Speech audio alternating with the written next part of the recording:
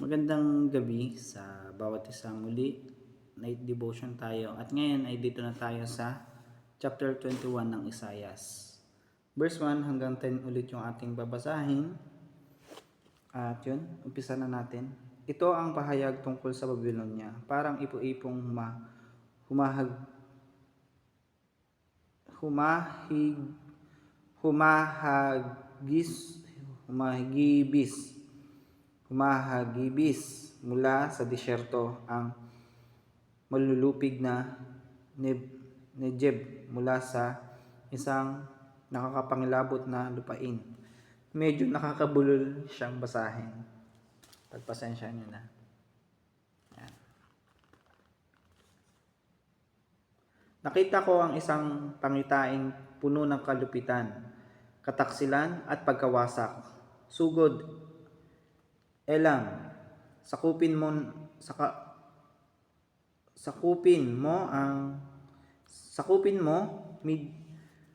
media, wawakasan ko na ang ginawang pagpapahirap ng Babylonia. Dahil dito, nakadama ako ng matinding takot. Namimilipit ako sa sakit tulad ng isang babaeng nanganganak. Ako'y nakayuko kaya hindi marinig.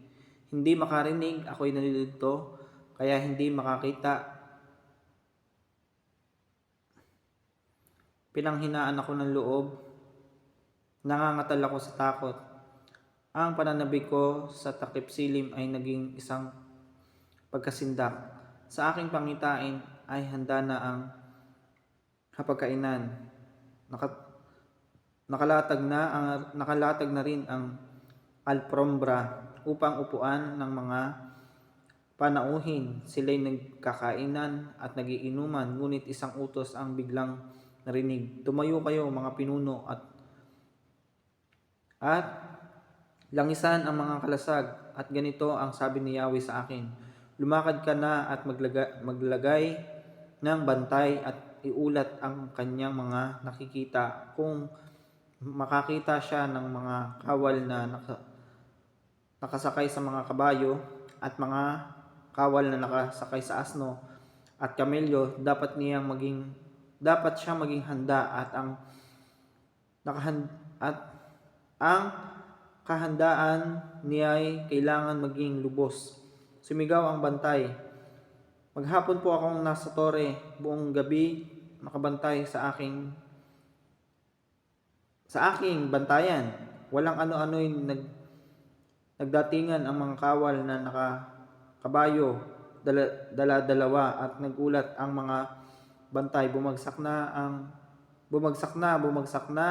ang Babylonia. Nagkalat sa lansangan ang durug-durug niyang mga Diyos-Diyosan.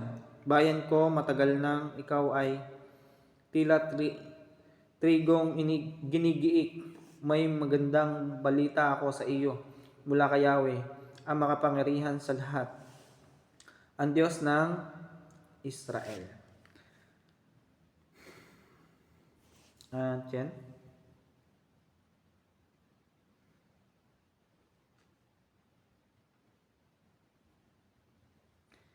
Siguro bukas ko na lang ipapaliwanag yung aking natutunan dito sa verse 1 hanggang 10 ng Isaiah chapter 21. At yun, muli kita-kits tayo sa ating night devotion bukas ng gabi.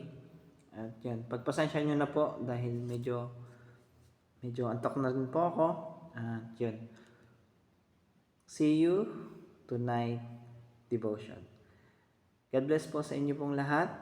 At yun po, lagi po nating tandaan na bago po tayo matulog, tayo po ay mag-devotion, magbasa ng Bible, at isa sa pinakamahalaga, bago magbasa, manalangin muna.